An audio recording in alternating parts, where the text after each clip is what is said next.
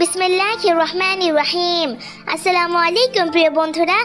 শিরক এমন একটি গুনাহ যা আল্লাহ কখনো ক্ষমা করবেন না যদি তওবা না করা হয়।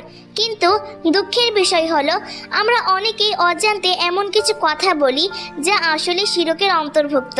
যেমন কারো মাথায় হাত রেখে কসম করলে শিরক হয়, চোখের কসম করলে শিরক হয়, মসজিদে দাঁড়িয়ে বলছি এটা বলে শিরক হয়, মায়ের কসম করলে শিরক হয়ে যায়, কোরআনের উপর হাত রেখে কসম করলে শিরক হয়, মরা কাঠে হাত রেখে বলছি এটা বলাও শিরক, মাটির উপর দাঁড়িয়ে বলছি এমনটা বলাও শিরক, পশ্চিম দিকে তাকিয়ে বলছি এটা বলাও শিরক।